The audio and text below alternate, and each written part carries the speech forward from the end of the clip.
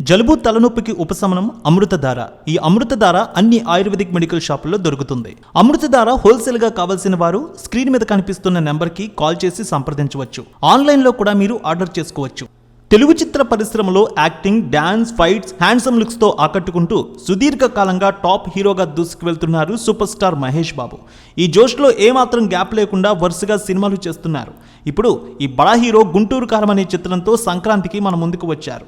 దీనికి మొదటి రోజు డీసెంట్ టాక్ వచ్చింది. దానికి తగ్గట్టుగానే రెస్పాన్స్ కూడా భారీ స్థాయిలో లభించింది. కలెక్షన్లు పోటెత్తుతున్నాయి.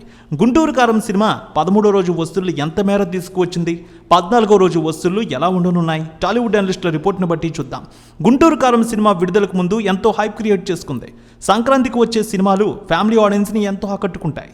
అలాగే ఈ చిత్రం కూడా ఫ్యామిలీ ఆడియన్స్ని బాగా ఆకట్టుకుంది. రమణగా వచ్చిన మహేష్ బాబు వెండి తెరపై అదరగొట్టారు. ఈ సంక్రాంతికి సూపర్ హిట్ని ఆయన ఖాతాలో వేసుకున్నారు. ఈ సంక్రాంతికి తెలుగులో 4 సినిమాలు రిలీజ్ అయ్యాయి. అత్యధిక కలెక్షన్లు తీసుకువచ్చిన చిత్రంగా మహేష్ బాబు ఓ కొత్త రికార్డు క్రియేట్ చేశారు.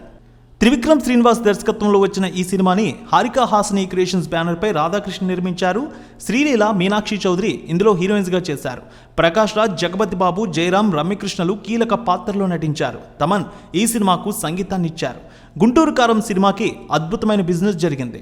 నైజాం 42 కోట్లు, సీడెడ్ 13.5 కోట్లు, ఏపీ అన్ని ప్రాంతాలు కలిపి 46.5 కోట్ల బిజినెస్ చేసుకుంది. మొత్తం తెలుగులో 102 కోట్లకు అమ్ముడైంది. Karnataka plus rest of India 9 కోట్లు, ఓవర్సీస్ హక్కులు 20 కోట్లతో కలిపి 132 కోట్ల మేర సినిమా బిజినెస్ చేసుకుంది. ఆరంభంలో సూపర్ హైప్ క్రియేట్ చేసుకున్న ఈ సినిమా ప్రేక్షకుల ముందుకు వచ్చి మంచి రెస్పాన్స్ సంపాదించుకుని అన్ని చోట్ల పాజిటివ్ టాక్ తెచ్చుకుంది. తొలి రోజు ఎవరు ఊహించని రెస్పాన్స్ లభించింది. సుమారు 94 కోట్ల రూపాయలు వసూళ్లు వచ్చినట్టు అఫీషియల్గా మేకర్స్ ప్రకటించారు. రెండో రోజు 33 కోట్లు, మూడో రోజు 37 కోట్ల రూపాయల వరకు వచ్చింది.